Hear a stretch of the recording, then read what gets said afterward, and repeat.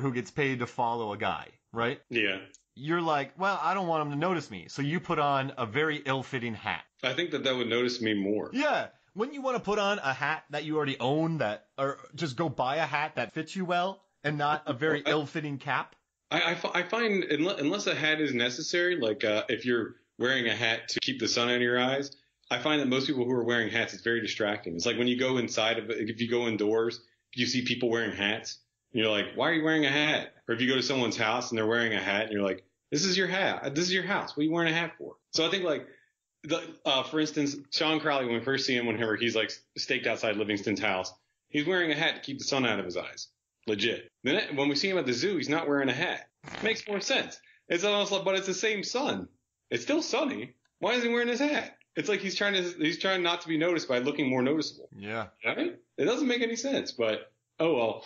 I think if I was trying to look incognito, I probably would just not style my hair. So I remember you tried that once, Chris Kelly, and for some reason you had a fake mustache. And you dressed up like Zardoz for some reason. Everyone like, I'm not Chris Kelly, and everyone's like, well, yeah, you are. Like, hey, no, I'm not Zardoz. If you just, if you'd have been just standing there, I would have walked right past you. Like Chris Kelly, I think you're about to get sued for sexual harassment. Put on some pants. That's the weirdest outfit ever in film. So wasn't very practical either, especially during those night shoots in the winter. Oh brother, Chris Don't Kelly, know why. You were like those iguanas in Florida recently, just falling out of trees, frozen. So, all right, so he goes through with it. He kills Ron Livingston, and then he wants his money. But they're really mean to him. I gotta tell you, when he tries to get his money from George Wendt, and George Wendt headlocks him, that looks very uncomfortable, Chris. It looks like he really does choke him out. I mean, could you imagine? Because I mean, in the logistics of making this movie, obviously we know that it's shot very guerrilla style, and there are no extras. I mean, well, there are few extras, but a lot of like the zoo scene, those are all real people at the zoo. Can you imagine them shooting this movie and then they have to do the chokeout scene, which is whenever he shows them about the ants, and making sure that there aren't people coming into the zoo, that little spot, because he takes them to the reptile area. Yeah. And I'm pretty sure that the cutaway shots of the ants is probably taken at someone's house. You're a lizard. And he's like, can you imagine they're shooting this scene and, people are going like, maybe like a babysitter brings the kids along, or a mom and her kids and a dad, and they're like, hey, let's go check out the lizards. Oh my God, it's George Wendt choking out this guy. Quick, help him. Like, what's going on, buddy?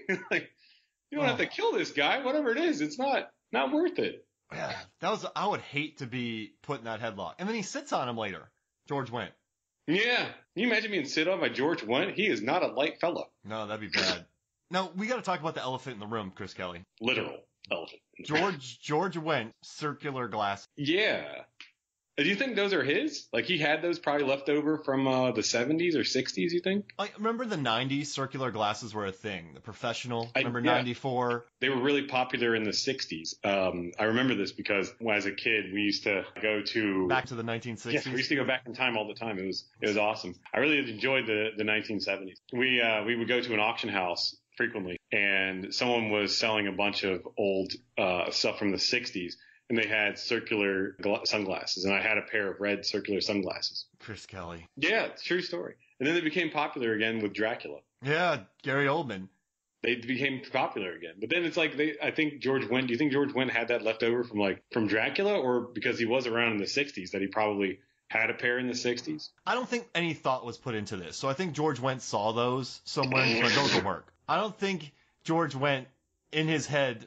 I mean, who knows? You could be right, Chris Kelly. He could be a huge flower child, or he loves Bram Stoker's Dracula, and he wanted to recreate this. But I saw those circular sunglasses, and I went, George Wendt. Man, your head is way too big for those small-ass glasses, bro. I did not understand that moment. And this is a moment filled with poop eating, and I was more disturbed by the circular sunglasses.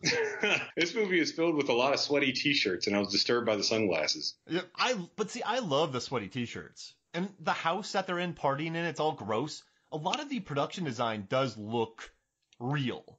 It does look, I would say, yeah, it's good. It's good production design in that it's cheap. There's not much money to spend.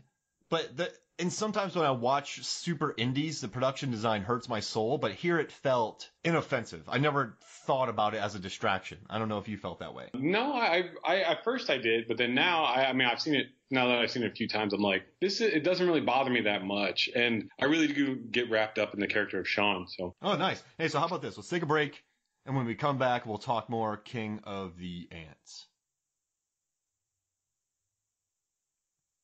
Welcome back to Movies, Films, and Flicks. And Chris Kelly, you have two options. We're going to do a draft. You can either pick, or we can either draft movies released from Asylum, so Mega Piranha, Sharknado, stupid stuff like that, or you and I can each draft 5 revenge movies. Ooh. It's up to you, Chris Man, Kelly. I kind of want to do a little bit of both. Oh, so that's interesting. We'll just do... Yeah. All right, how about this? Let's just do... Okay, How about we do both?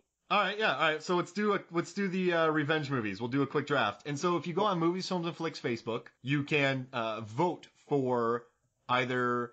This one will be up by the time you check it out. It's released, but go to Movies, Films, and Flicks Facebook. I run a ton of weird polls from the podcast, and I also have people who follow Movies, Films, and Flicks Facebook to turn in teams that we vote on. So it's a lot of fun. So head over there, check it out, and vote. You'll love it. So Chris, I have a number between 1 and 2 up. What number is it? 2. All right, you got it. Damn. Yeah, you are. Right, Chris Kelly. Son of a bitch. Reading my mind. How's he know? When we're talking about revenge movies, are we talking about movies with the theme of revenge, or are we going to go with mean movies? No, so revenge. Just revenge. Okay, so we're just revenge. All right, so I didn't prep for this. I just did a quick Google search. Just going to put that out there. Pushing Chris Kelly to the pick limit. My number 1. Chris Kelly coming through again. Google I'm going to user. pick... No Bing in this house. Revenge movies, my number 1 pick is going to be The Crow. Oh, goodness. Old boy. Yeah. This is just based on a quick Google search. I was like, The Crow pops up for revenge movies, and I was like, that is a revenge movie. It's a great pick. Because he's, that's going to be my number 1 pick. All right. I'm going to do Old Boy. Ooh, good choice. The new one, or, I mean, well, no, not the remake. I don't know. Yeah, that's a great movie, isn't it? Oh, so good. Man, that ending is like, It's a punch. Yeah, it's a fantastic film. It's a slug to the... I'm going to say my next revenge movie is going to be Cape Fear. Robert De Niro. Although I do like the Robert Mitchum one, I will say Cape Fear, the Robert De Niro one. Sounds good. That's a fantastic film. I will pick Kill Bill. Ooh, good choice. My next movie about revenge will be Mandy. Oh, since you went out on a ledge and picked Mandy, which is insane, I was gonna make a stock pick, but instead I'm gonna make a Chris pick and pick I Saw the Devil. Oh, that's a good one. For a second there, I thought you were gonna say I Spit on Your Grave, and I was gonna be like, son of a bitch, Chris Kelly. I love I Saw the Devil. That's a good one. All right, my next movie about revenge will be Unforgiven. Oh my gosh. Yeah. You're cheating. I am, but that's because I wasn't prepping for this. I'll do John Wick then. I can't combat Unforgiven. Man, fantastic movie. Have you seen part 3? Oh, I love them all. And Unforgiven, that's my favorite Western, I would say. I haven't seen part 3, but I worked with a guy the other day that worked on John Wick 2. Ooh. And he told me about how insane it was to work. He's like, well, you have to understand that the whole movie is, made by stunt guys. So an entire stunt team making a movie, which is heavily stunts. And he's like, you can just imagine it. And I was like, wow, that sounds like that was nuts. And he's People like, flipping everywhere. He said it was crazy. And I was like, well, you got a great jacket out of it. I'd want to be working the cardboard box crew, setting up cardboard boxes for people to fall on. Oh yeah, remember we did that for that one movie, and it was just boxes on boxes. Like, man, are we making a clubhouse? What's going on here? I love that $200 million movies still use cardboard boxes, Chris Kelly. Yeah, it's $500 million films, and you're just like, oh, what's up with those cardboard boxes? Well, we're gonna jump off a building and land on it. Jeez. Oh. We got quick at them too. We were like those people who do pizza boxes. All right, like in Parasite. All right, what's your last one? Okay, my last one. I'm going to go with Death Wish. Ooh, Death Wish. I like it. The original, correct? Yes, of course. Not that. You know what? I'm gonna pick Revenge. I love that movie. I don't think I've ever actually seen that. It's on Shudder. It's another daytime revenge, gory blood. It's on Shudder. It's a wonderful French film. Yeah. I did see this not that long ago. No, I did see this. This is like she's in the desert, right? Yeah, it's so good. Yeah, not that long ago. All right, let's do the Asylum picks right now, Chris. You got to watch Revenge, though. It's on Shudder. It's worth a watch. It's been I think I do want to say that I saw that because I remember she wakes up in a desert and she's being chased by like a guy in a mask, right? No, she's basically the mistress of this really rich guy, and she goes on this hunt. She's supposed to go to this his place with him alone, but his two friends get in early, and they're going to go on a big hunt.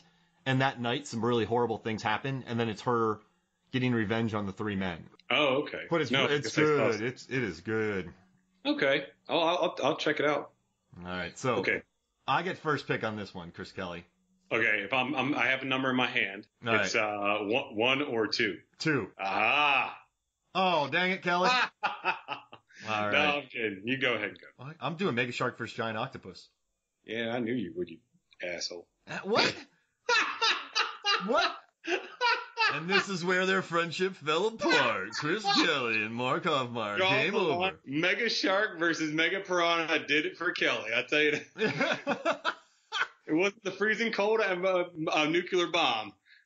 Man, that guy loves that movie.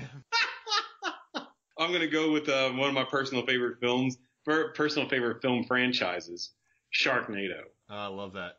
Oh, I love those movies without a doubt. I'm going to do Snakes on a Train. No, that's a good one.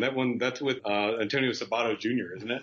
I don't remember. You want to hear something funny about that guy? All right, so anyways, I used to be a journalist back in the day, and I did a story about what women find attractive in a man. And I've interviewed one woman, and she blurted out without even thinking, Antonio Sabato Jr. I just thought that was so funny. It was just like, I've never heard anybody talk so much about Antonio Sabato Jr. It was the funniest thing. Of course, this was like college, so you're talking about 2004, 2005. I'm going to go with Mega Piranha. Oh, that's the one where the guy bicycle kicks the piranhas that are flying at him. Have you seen that clip? Which is the one that has Tiffany in it? No, that was Mega Piranha. Oh, that's the one with Tiffany's the one I picked. Oh, I thought. No, wait, that's the other 80s singer. There's two 80s singers that are in these movies. No, I can't remember which one it was. All right, so I gotta go through here. I'm flipping through here. Geo Disaster. Oh, that's amazing. Oh, come on. I'm not picking that. Too easy. There's got to be some here that I know. Nazi Overlord. Oh gosh, they stick so close to these.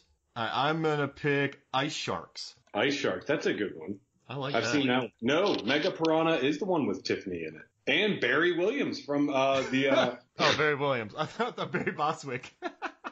Barry Bostwick's in it too? I don't know. My God, everybody's in this movie. Okay, I'm going to go with this movie because I remember seeing this in college, Halloween Night. And it came out shortly before Rob Zombie's Halloween remake did. And it was, I guess, much like all their other movies to try to cash in on that moderate success. I'm going Transmorphers. Oh, classic movie, too. Oh, yeah, that's a good one. Oh, I'm happy with Transmorphers. Who you got? Dang it. I'm going to just give me King of the World. For some reason, Shutter Island is on here, but I don't think that was one of their movies. You know what? I'm going to go with that. I'm going to go with King of the Lost World, which was the King Kong knockoff. Oh, brother.